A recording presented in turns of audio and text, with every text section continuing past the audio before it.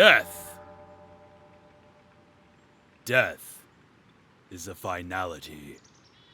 Death is an inevitability. Death is a path we all must walk. Our normal lives were cut short one day a couple of years ago to an enemy we never thought we would have to face. And from the rubble rose a magnificent new life. That was until a week ago, when the hands of fate buried reality into our backs and twisted it with a tenacity that only a few know. Today, we are here to put to rest our friend, our confidant, our symbol of hope. Zamoody's beard was the last bastion of sanity that we as a voice-acting community clung to. It was our pillar of light amidst a world of darkness. It allowed us to break copyright laws under the guise of parody. Alas, all good times must end. Alright, now that I got that dramatic shit out of the way, let the roast begin!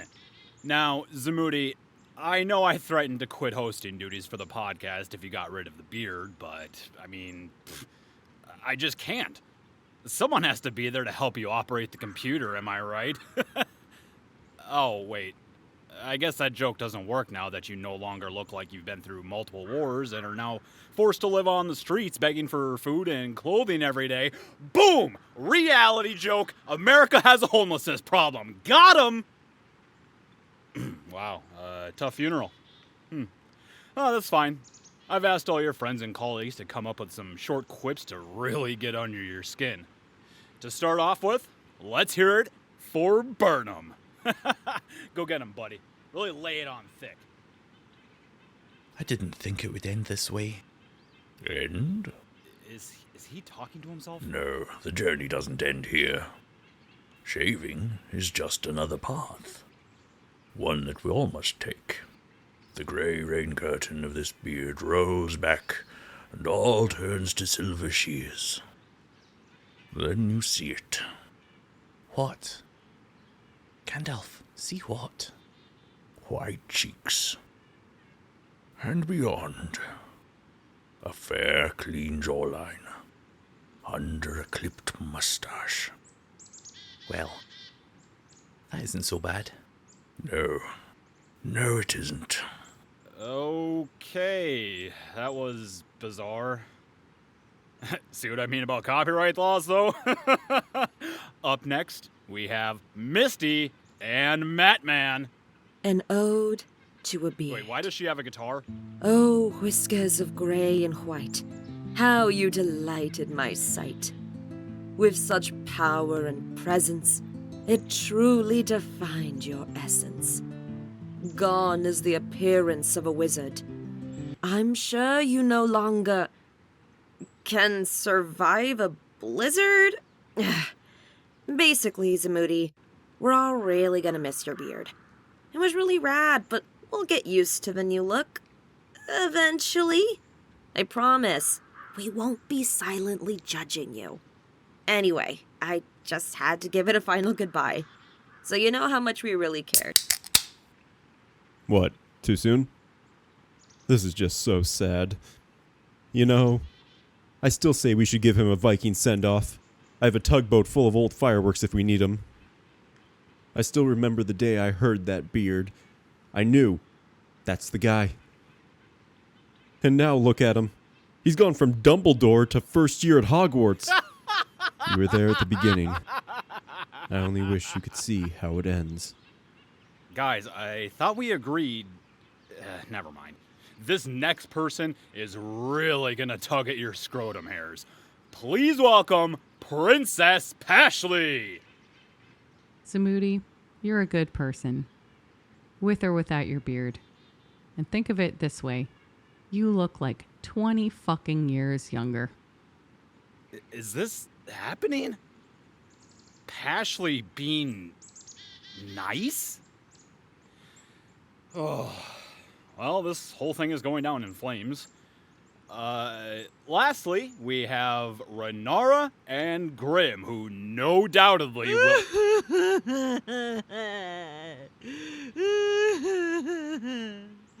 There. It's going to be alright. Let it all out. It's going to be okay. You don't understand, man. I do. Everything will be fine. You weren't there. You didn't watch those scissors cut the edges off. And when the clippers carved it away like grey cotton candy. Is this because of...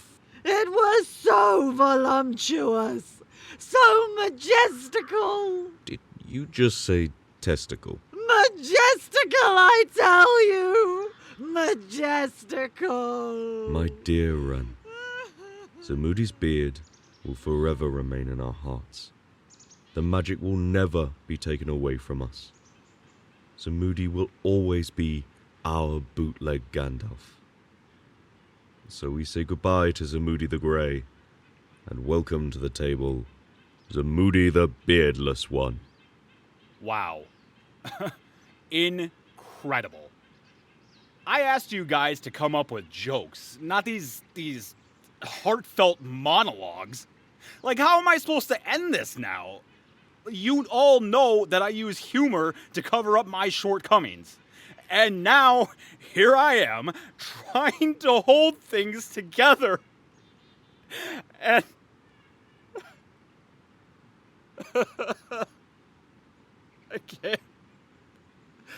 I can't do this. That beard was my best friend. I can't just say goodbye. So if none of you are going to say or do anything wacky, then I will. I am taking that beard and wearing it as my own. All right, let's open this thing up.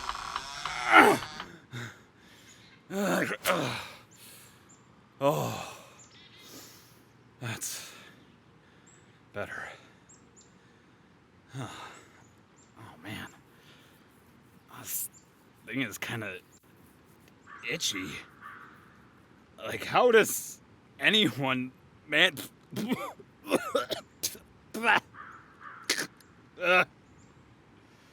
Okay, never mind. This thing deserves to be in the... Who is... Is that Vin Diesel? Listen, everyone.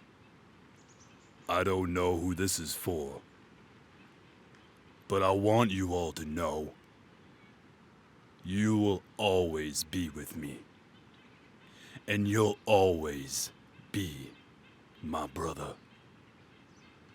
And now, we take one last bow, one last ride, for family.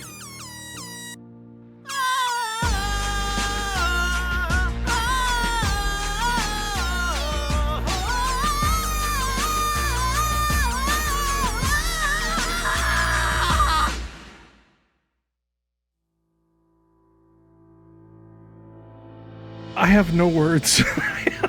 Missed opportunity to say family.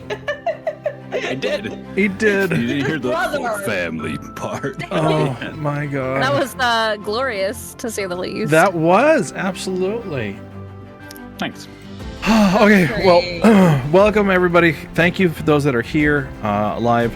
Angry Troll, Megmorta, Ravenmaid, Mick Megs, Waltert, Burnham, everybody who's here. Thank you so much. Those of you that are lurking, just playing stream writers, thank you so much. Welcome to ColdRead the Podcast. This is a podcast for voice actors, by voice actors.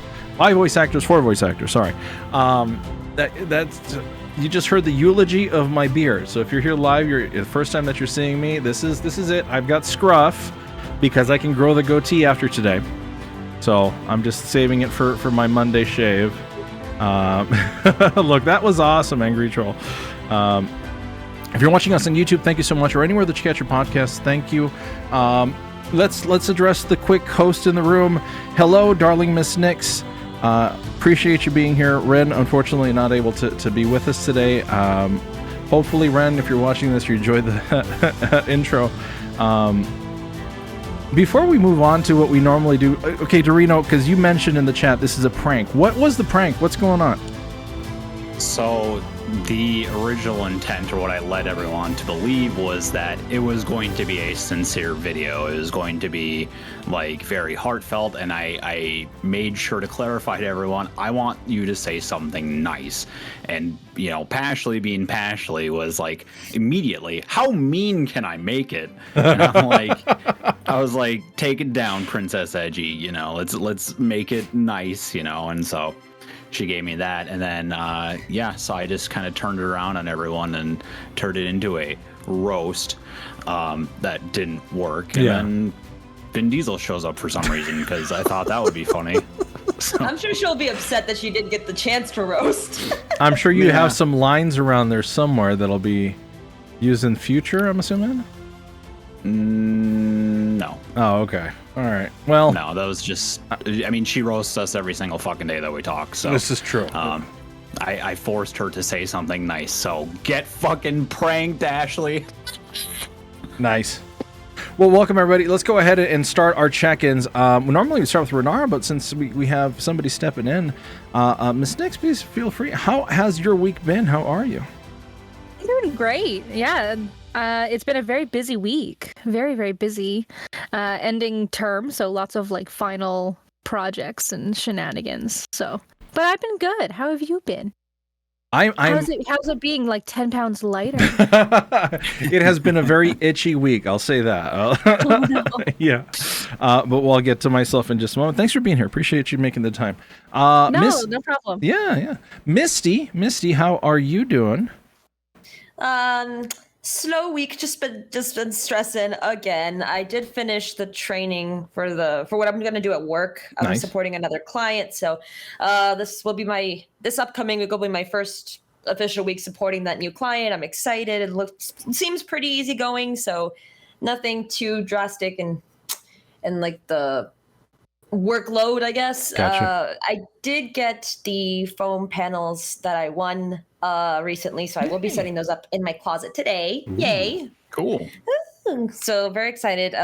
Hoping that it can help at least a little bit, and then depending on how things look and sound, I'll get some more, but at least I have some to start with. Gotcha. And yeah, once I do that, I think I'll start really cracking down on the auditions more, because I did hear back from something promising from a YouTube channel, but we'll see how that goes. They just I auditioned and they asked me if I still wanted to be part of a team, so we'll see how that goes. I haven't heard back. Cool. But all right, hopefully get to hear good news about that in the future. Yes. Thank you for being here, Mr. Eldurrino, the MC of the eulogy himself. How has your week been? Not very exciting, sadly. I did take the time to kind of like check in on a couple of projects that I'm slated for, just because I haven't heard anything about it. Mm-hmm. One of which, the guy has been sick, I guess, sick as a dog, and so they responded back, and it wasn't really necessarily about seeing where the projects were at. I was just genuinely concerned about people, because they say, hey, I'll get back to you tomorrow or in a few days, and then I don't hear anything for like a month. Mm-hmm. I start to wonder if there is something wrong, not necessarily with the project, but with the person. So I just reached out as, human to human to see how everything was going, and they said that they were sick, but things should start picking up again here soon. And then the other one, I'm really considering dropping, just because it didn't really interest me at first, the project that is, and the more I read it, the more uninterested I become. Okay. So I'm already about 2/3 done with the line, so I was considering just biting the bullet and doing it anyways, but it's difficult because I have basically like a page and a half monologue thing to read, but I have to read it like this. Oh, and yikes. so it's kind of hard on my voice, and it is difficult to be expressive. And I feel like even if I do record it, it's not gonna end up being what they want. And so I don't know. I'm still batting it around in my head. But yeah, no, otherwise, I did this intro like very last minute, working on it until about, an hour before the show. Oh, yay. And yeah, that's it. Otherwise, same stuff. Playing Genshin every single day, every waking hour. I don't have a problem. No, not at all. I share your not problem, so it's quite all right. Waltert says, Psh, that's the nature of business. Tomorrow's like Annie's definition. There's always tomorrow, so, hurry up and wait. Yes. Yes. All right, so as far as me, I'm still kind of dealing with trying to be a one household family. I came back from vacation at work, and there's piles of work to do, and my boss decides to go on vacation halfway through the week, so that affects kind of what I can do, and how active my role very much switches when he's not around. So it's been an interesting week. Walter raised his hand, also playing Genshin. No, yeah, welcome to the club. Haven't done anything voice acting. I did check in on a couple of projects, just like Eldurrino did. I shared with the hosts one of the dubbing that's been going on for almost a year now. Yeah, I meant to follow up with you on that because I haven't heard anything back from that person either. Yeah. I wasn't sure if they were still doing it or not. Yeah, they're working on it. They're just working on it slowly. So the way that they're doing this isn't because it's an unofficial one. They're looking to release the audio separately, so you have to start the video, start the audio at the same time, and then it all kind of melds together. So it's a way of getting around copyrights and all. It's like I don't know if you guys ever heard Mystery Science Theater. They have their own riff tracks, and they kind of do the same thing.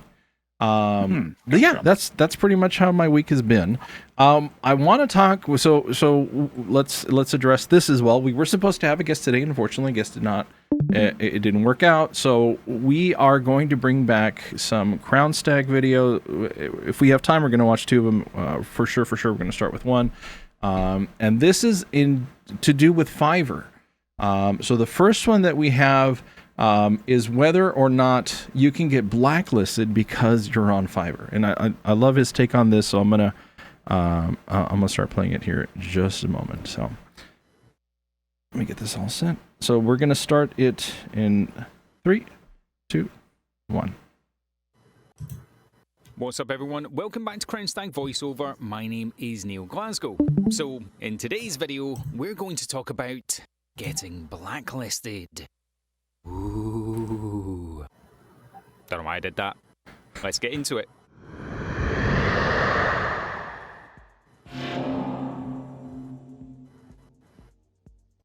Okay, so the reason I'm making this video is I received a comment, and I am not critiquing the comment one way or the other.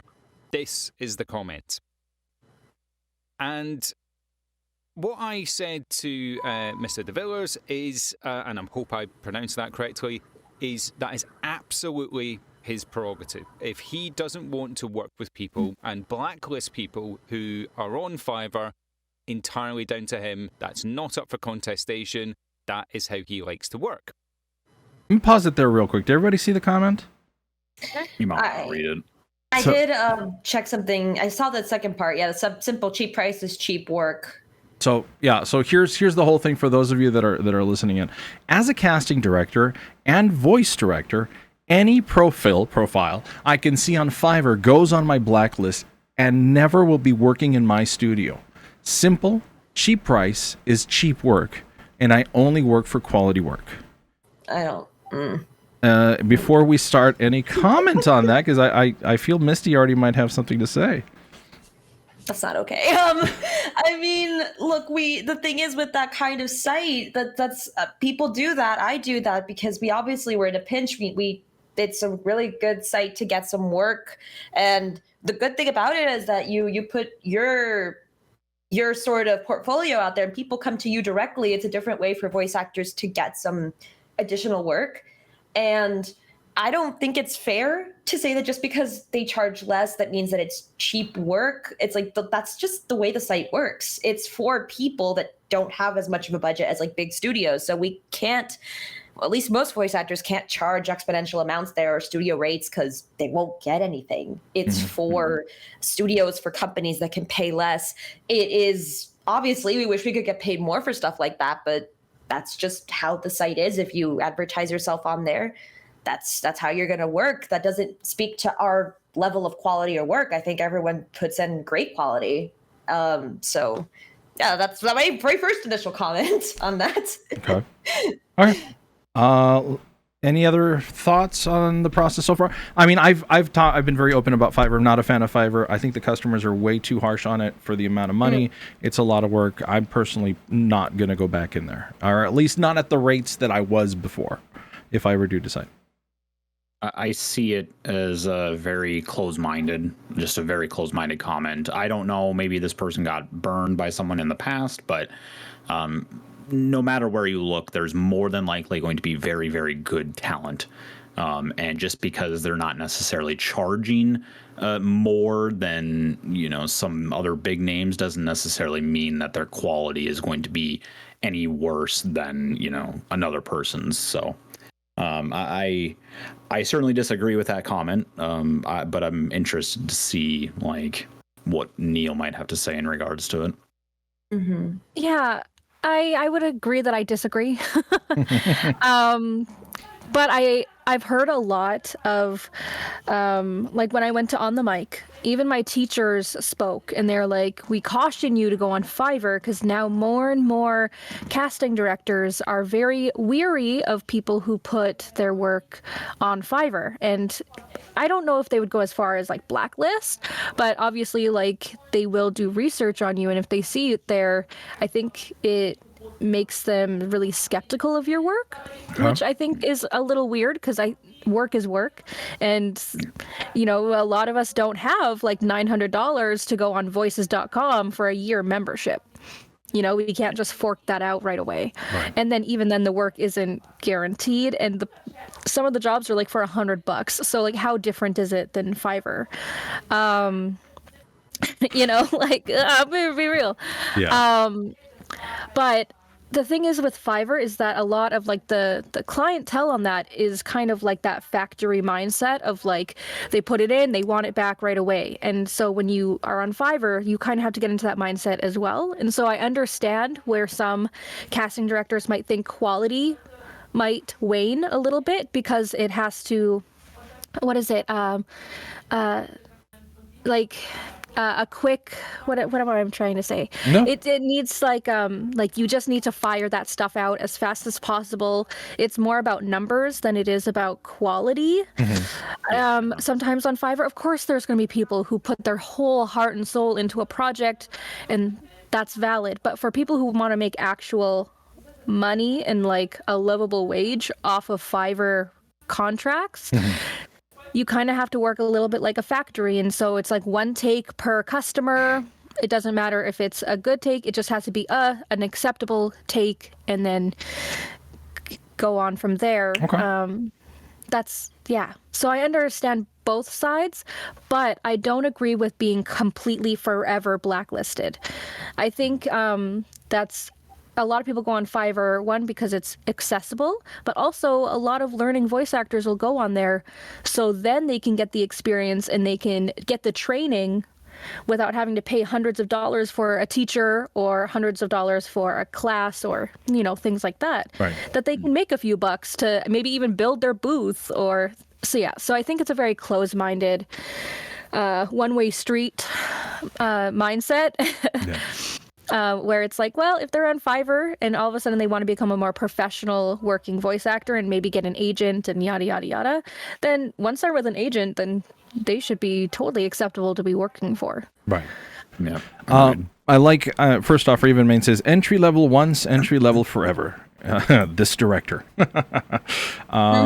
Burnham has the point of, you were a baby once? I'm not going to work with a baby. I'm an adult. all absolutely makes sense. And unfortunately, yeah. So let's see how Neil deals with this.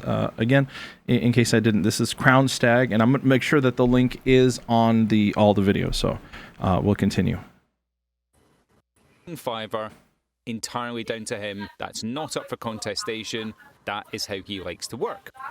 However, it did make me want to readdress a couple of the things that I suppose are out in the market at the moment about getting blacklisted, especially for using particular sites. And predominantly this is Fiverr, right?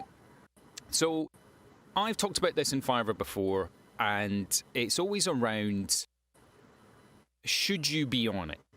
And the perception in the market is essentially Fiverr devalues the market. So why would you come to me and get a job done and be charged £300 where you could go to Fiverr and get the same job done for a fiver?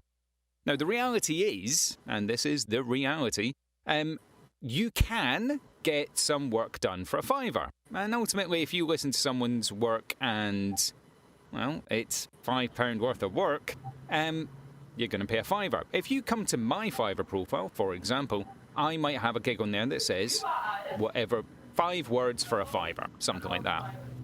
But by the time that you go through and you add on WAV files and deliveries and all, that fiver balloons to £300. That's kind of how I make my money on Fiverr, and how a lot of people make their money on Fiverr, or Upwork, or any other freelance site. Now, there is this perception in the market that essentially says the only way to do things is the only way it's ever been done.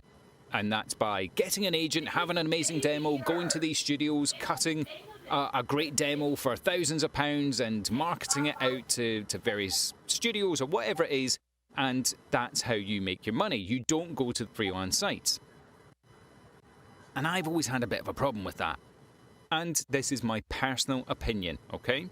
But I have said in videos before, particularly around, as I say, Fiverr and other freelance websites, if you're just starting out, how can I, in good conscience, tell you that there is money to be made out there, that you can make money to pay your bills, to develop yourself in voiceover, but you shouldn't do that because that's not what I think you should do.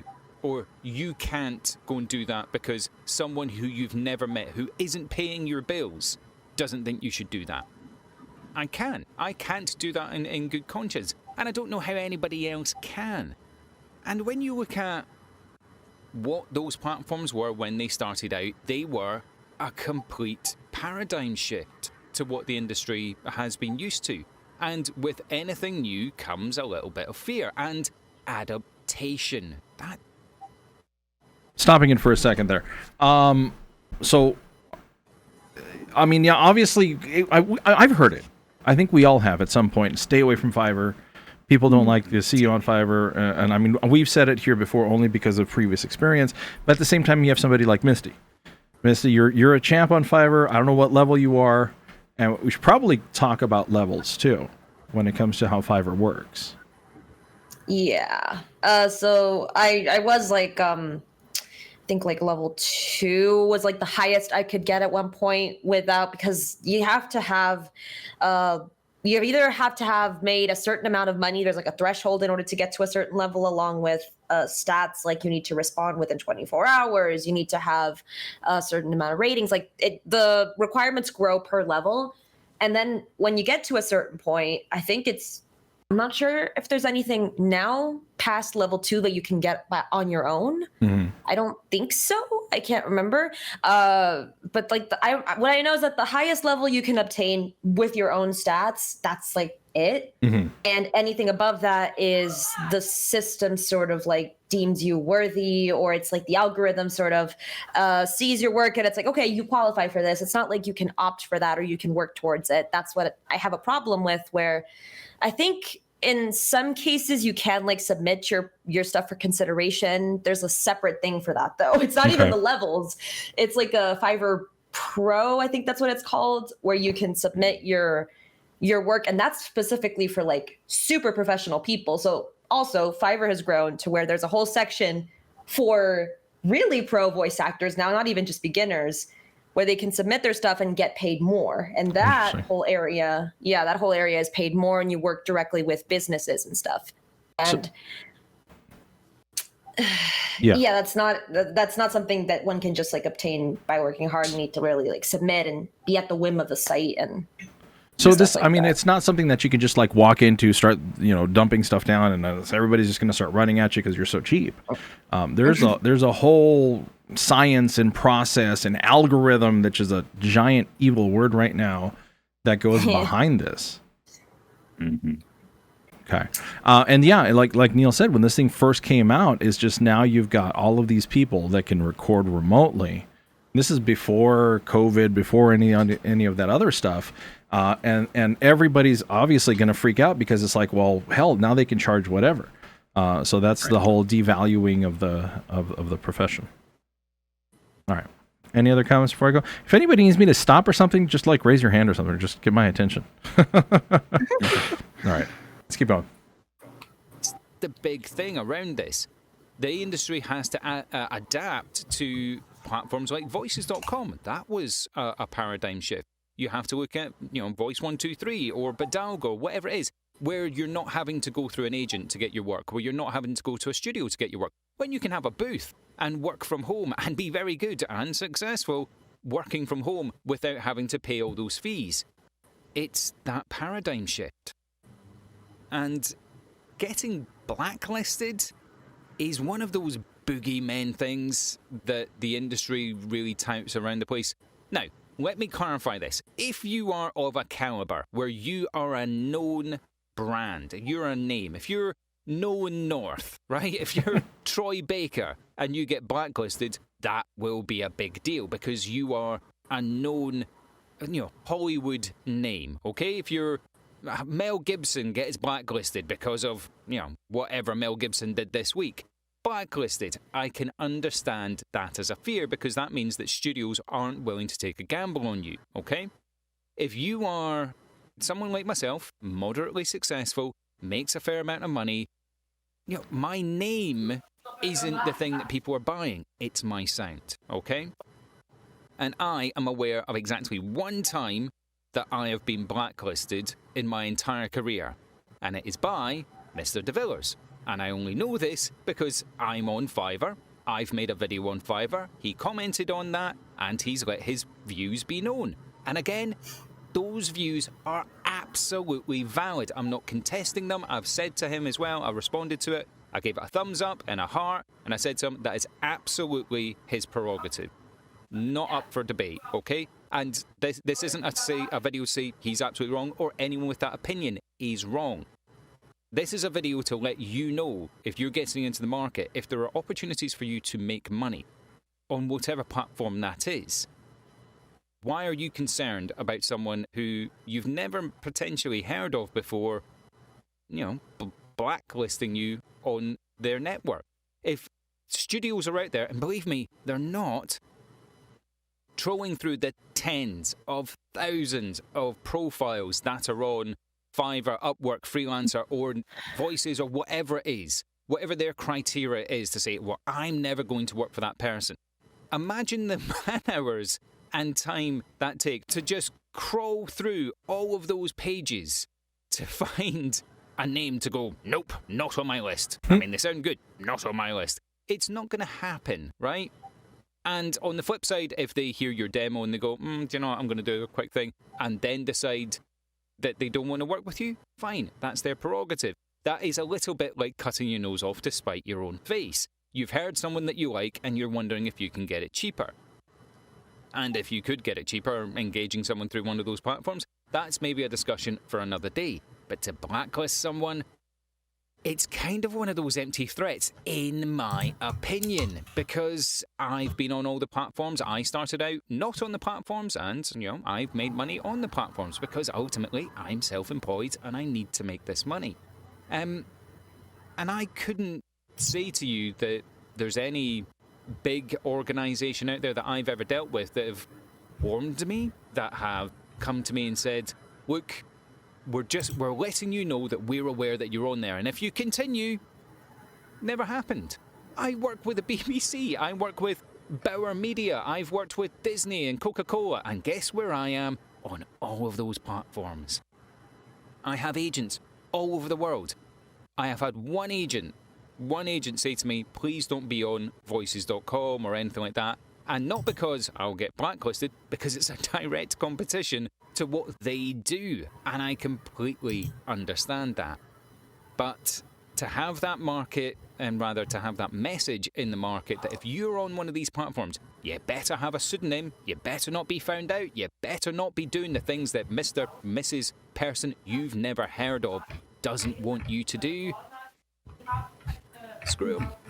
It's not for them to dictate to you where you can make your money. And I have always said, every single video, you can be a voiceover artist. But if you can't access the market the way that they want you to, well, what are your options? Try, flounder, not be able to succeed, or make a little bit or a lot of money using any of these platforms and developing yourself, earning an income and earning a living so that you can be a professional voiceover artist. And that's it. That's the advice for this week. Don't listen to them. Don't listen to anyone. Don't listen to me. Doesn't really matter. The only person, the only opinion that matters to your career is you. Are you comfortable with doing what it is you're doing? Brilliant. Are you on the platforms that you feel comfortable working on? Brilliant. If you're on any platform you're not comfortable on, get off it. But do not worry about people you've never heard of saying to you, well, you're now blacklisted. If you're on that, you're blacklisted. Blacklisted is the boogeyman, as I've said. I've never had it come up. And that's not to say it doesn't come up. I realise that. But as a voiceover artist who's not, on TV, on animation or whatever, all day long, I'm not a known brand. It's not a big concern. If you get to those levels, if you get to the Nolan Norths and the Troy Bakers and anyone else that's out there that's a famous, known name that people actually tune in to listen to that voice, Danny DeVito on a cartoon, I'd watch it. But if he got blacklisted because of something, yeah, that would be news. It's not news for you. So if you liked my rant and rambling there and a little bit of support, drop the video a like, share and subscribe. And remember, you can be a blacklisted or not voiceover artist. See you in the next video. All right, that's it for that video. A lot of good information. I did absolutely. Let me turn that part off over here while I set up the next one.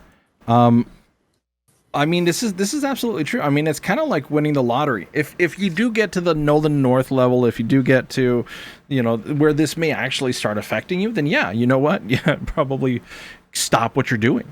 I love that he said that your agent asks you if you're on voices.com because that is a direct competition to what they're trying to do. Totally makes sense.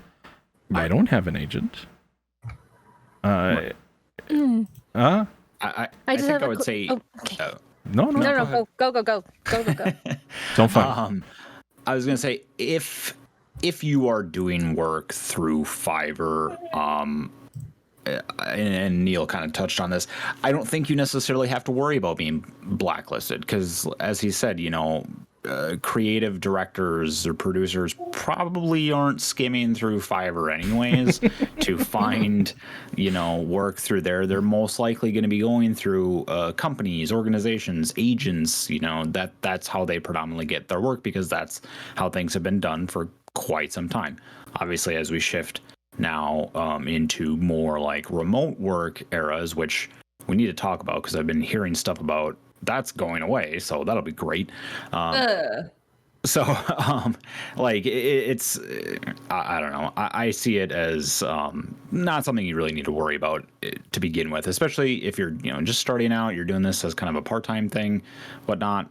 Really wouldn't worry about it. And the way that I see it is if you're getting blacklisted by someone just because you work through a specific site, it's really not worthwhile. If they don't take the time to see your value, then they're not worth working for. Agreed. Miss Nyx? What was I gonna say? You had a question. I hate that. Oh, you're fine.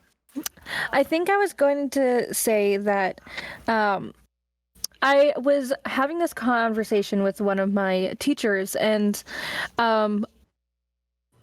agents, I don't think, care too much about whether or not you're on Voices or Voices 1, 2, 3. You just need to be very, very clear in your contract of, because they're not getting you those jobs specifically, that they don't get a cut. Otherwise, they will be like, well, any job that you get, we have to get a cut of it.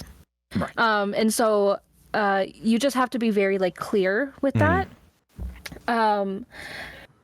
Because I've talked to some people and they're saying they were kind of locked in for a year, and even though they were getting work, because at the end of the day you got to make money for your family, for your household, for all of these different things. So you're going to get money from different avenues, even if you have an agent. You got to do what you got to do. Yes. And so you just have to be very open and honest with your agent if you have an agent, or if you're planning on getting an agent, because it's having that clear conversation and that clear of okay, well, even though you're with me or we're working together, I'm still going to be over here making some income that I have been making. And seeing just having that conversation with that agent. Gotcha. Because if they can rep you, if they want, I've heard of circumstances where agents will work alongside you on those websites. So they will actually write up the contracts, and they'll write up everything. So then when you do submit, that you have a really good chance of it. Gotcha. So it just really depends on the agent. Okay. Well, that's good to know. Misty, considering what you just heard, any thoughts on your side? The way I've always sort of thought of it is that I don't use my name, my actual name, or Misty Rose, anything like that on Fiverr. I use something completely different because it's something I've been using. Again, I've been using Fiverr since I was 14, maybe. So, none of this professional stuff was in my mind back then, and I just haven't changed it. And I'm actually happy for that, because obviously if they just look up my name or something, they won't find me. Right. And it's a thing where I really just see it as specifically a way to make some extra income, because it has really helped me. But I acknowledge the fact that that's not something I'm going to put on a resume, right? I'm not going to put Fiverr work on there. I know I need to work hard in order to get clients or projects that I think would go well on a resume that I can't put on a website, right? Or on a demo. And that's what I need to work towards. So, and that's why I'm not really concerned about blacklisting, because it's I know I need to work hard in order to be taken seriously. So that's not a problem for me. I'm gonna use this for something just small whenever I need it. I mean, even Fiverr themselves, that pro program, I know I wouldn't qualify for that either, even if it's Fiverr, because I don't have any professional clients. So it's even voices.com has the platinum level, which is $2,000 or something crazy like that. It's an insane amount of money. And to not be guaranteed jobs, because there'll be a listing open, let's just even say for an energy company or something, and within 5 minutes there will be 20 submissions. And I'd be how did you do that? So it's just the competition on those websites are very, very high, and I don't think getting blacklisted for doing what you need to do is appropriate. And see, Walter brings up a good point. Says, I got my first IMDb credit from Fiverr. I don't have any qualms using the credits I've earned. Doesn't matter where it came from, really. I tend to agree with that. It's you're not advertising that you were on Fiverr and you got a job. You're advertising the job. So I could see you putting that in your resume. Yeah, let's say, so this guy was saying that he got jobs from Coca-Cola and BBC from Fiverr. Am I understanding? Well, no, that he's worked with BBC. He's worked with Disney and Coca-Cola. Okay. I was just okay, that's crazy. Yeah. But if you got a big company like that, let's just say for whatever, they did hire you from Fiverr. Let's just throw that fishing line out there. Get into fantasy land. And what, you wouldn't use a Coca-Cola on your resume? Totally. Absolutely. Like Yeah. that's a game changer. I agree. If I got know. something like that, yeah, I would. But Yeah. the thing is, I really only get like clients that they're like these people from like the Middle East that they're like the middleman. Like people come to them and then they give me the stuff. So I just have like the script, and they seem like very like, you know, small business stuff. It's like it's nothing I can really like. I don't even know what to put. So it's like there's no big name or anything like that. But this was on Voice Bunny back when I did have a Voice Bunny account. I did do a Starbucks training thing. That's Yeah, just totally. for in 100%. training. Yeah. Yeah. Hell yeah. Go ahead. Sorry, I just wanted to say I agree with the whole, like, you know, you don't necessarily need to list every single thing you have on your voice acting resume. You know, like there's been things that I have not put on my resume, just like I wouldn't put, you know, mowing lawns from age 17 to 18 on my, you know, worldly resume. So yeah, I mean, like if you're just doing Fiverr for little gigs here and there, like I don't see a reason as to that being listed. And I know that employers will research you to, you know, verify if you're a good fit. So using a pseudonym can work, but at the same time, like you also kind of don't want to have to do that all the time because, yeah, just like Walter said, you know, he got his first IMDb credit through Fiverr. Why wouldn't you want to use that? 100%. Yeah. Walter also says it depends what you plan to do. I know people on Fiverr that make thousands a month. I'm sure they aren't worried, and that's great. And you know, most of the business I know from what I've done generally comes from repeat customers. So once you make that Fiverr connection, you can. I mean, you're not supposed to move it off the network, but at least you know that you'll have those steady jobs. Ravenman says, speaking generally, you actively shouldn't put everything on your resume. You should ideally list the credits that you feel are most relevant. Yeah. Yep. I think that 100%. works not just in acting. I think that works just in general. Mm-hmm. I think we've got time if we watch straight through the other video. So, okay. This one is about knowing your rights. Hold on, let me go ahead and start that up and share it. This I think is important for people that may be curious to try it for sure. Yes, I tend to agree. So we'll screen that and we'll put that up. And that's that second link. All right, we'll put that up over here. All right, this is a little quicker. This is a 750. We'll go straight through unless there's a really big point and I see somebody like try to get my attention. Burnham says lots of people in every career get their jobs from chance or through friends/acquaintances. Legitimate means of getting hired don't exist. I like that. Here we go. Fair. Hey, what's up everyone? Welcome back to Crownstag Voiceover. My name is Neil Glasgow. In today's video, I'm going to be talking to you about your rights as a voiceover artist. Particularly, I'm talking about Fiverr in this case, but it's quite broad spectrum, so one lesson leads into another. So, with all of that in mind, let's get into it.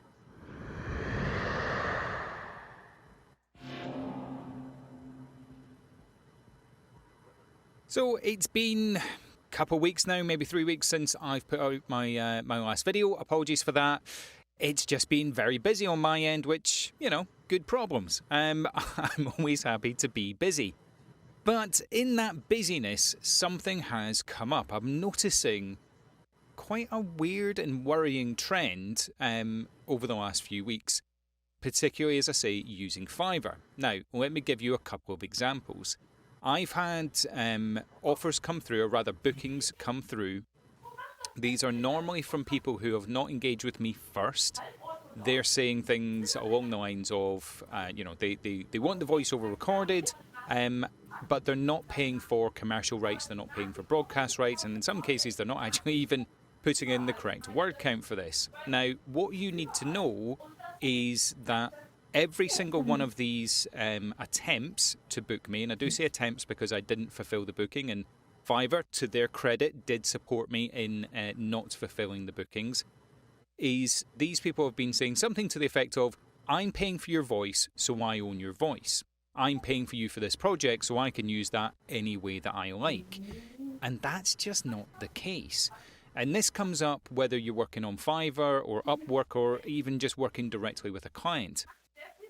If you are recording something that is going to be used, say, internally. It's not going to be used online. It's not going to be used for marketing purposes, for example. You probably don't need to worry about commercial rights. If they're going to use it for something that generates funds for them in any regard, whether it's a YouTube advert, whether it's part of their sales pitch, whatever it might be, you might want to engage in commercial buyouts. Then there's a difference between a commercial buyout and a full broadcast buyout, and I'll come to that in a second. But your commercial buyout essentially says, okay, for X fee, whatever you choose it to be, that client can then use your voice for the purpose that they have paid for it.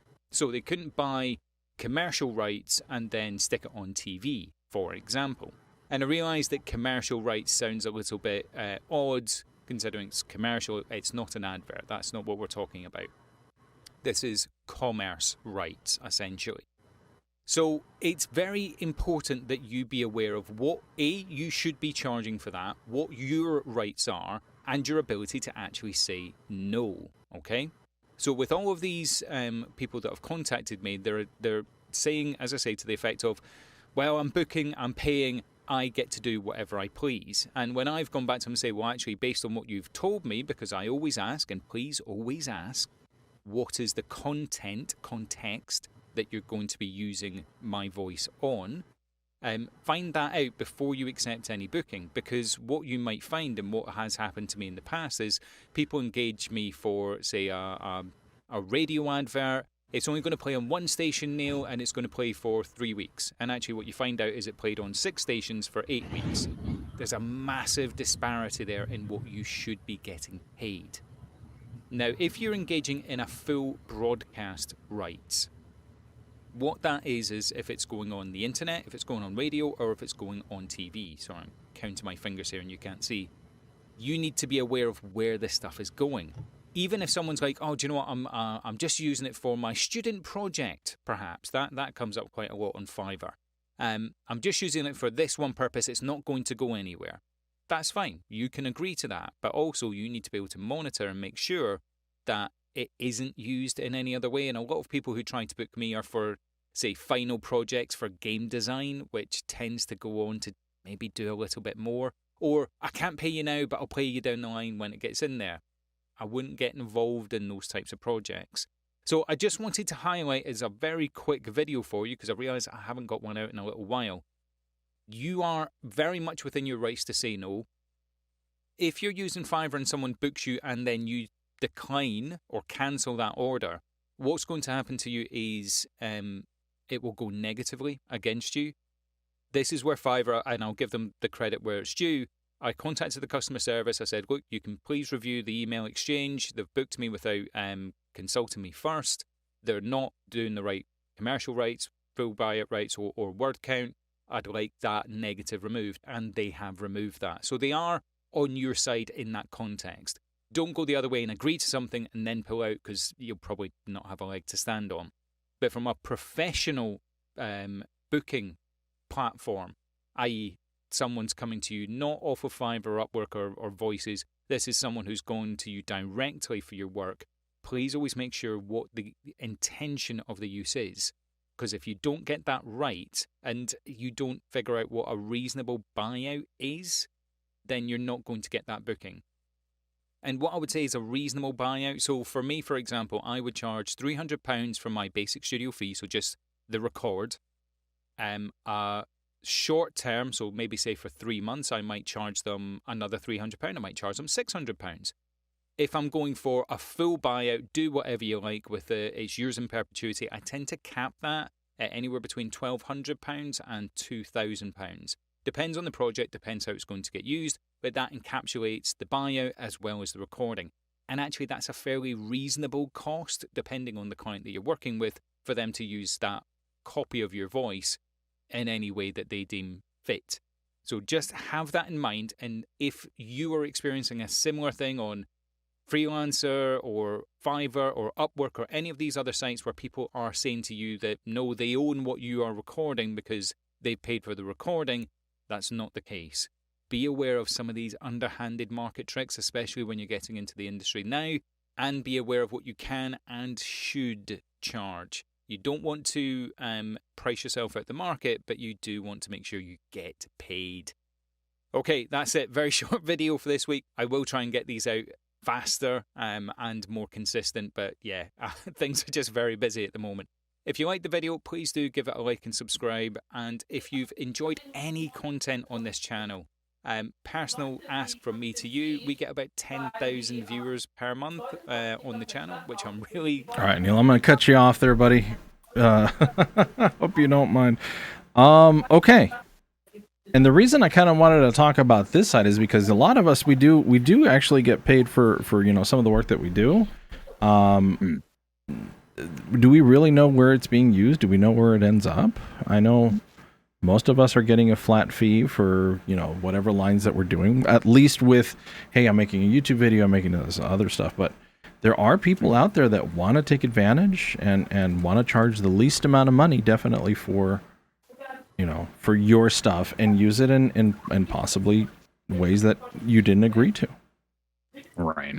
And like, I've only really done like one and done projects. I've never done something long term, so I don't really need to think about the rights as far as that goes, because it's just like one-time payment. All right, here you go, and I don't really care because nothing super serious for me at the current moment. But yeah, when it comes to long-term projects, that is something you need to really think about and don't misconstrue whatever anyone else says. Like, if you make the product, you own the rights to it. And it's never a bad idea to, like, if you want to do this full time, look at starting an LLC, which will protect you from things like this, where something goes wrong with a recording, or you agree to only share it in one specific spot and they're sharing it in 3 spots. Like, you can fight that legally and get reparations for it. So yeah, definitely know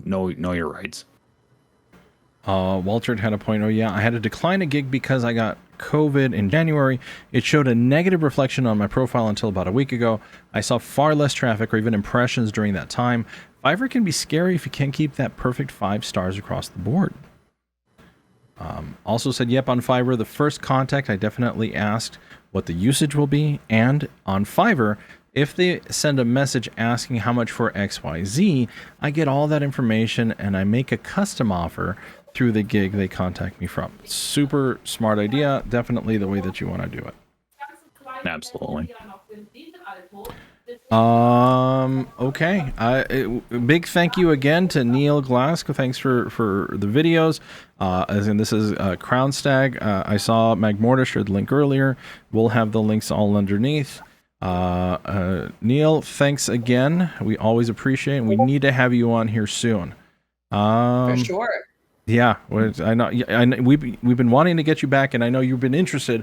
We're gonna have to coordinate that. Any final thoughts on our topics today?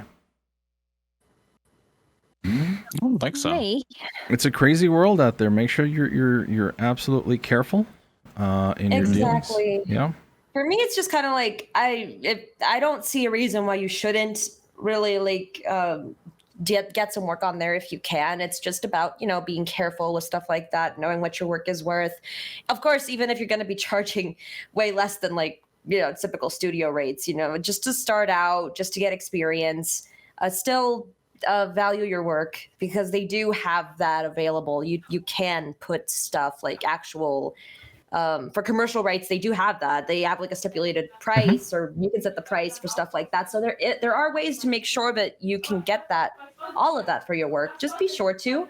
And if someone misses that, or they don't understand why that's necessary, do explain it. Yeah. And if they do understand, if they're willing to work with you, then those are customers that you want to engage with. Yeah, and I mean, if all of a sudden you hear, because I know that there's been from voices.com and stuff, sound clips, auditions that are going, and all of a sudden they're on the commercial.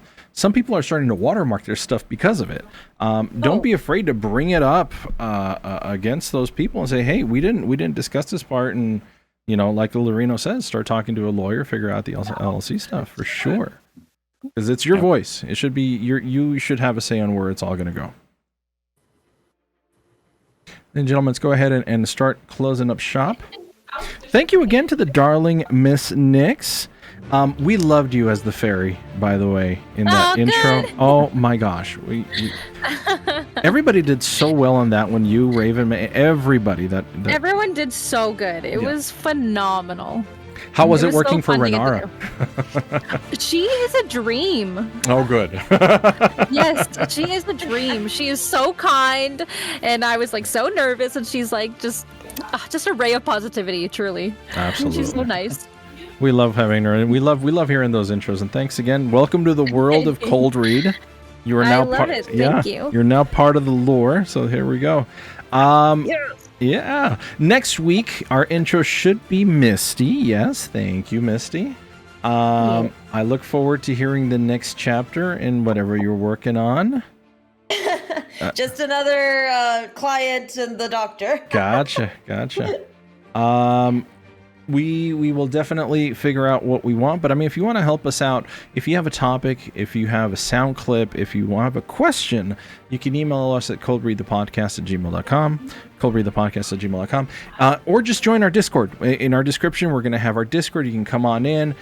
You can talk to us directly. You can show us what you've been cast in.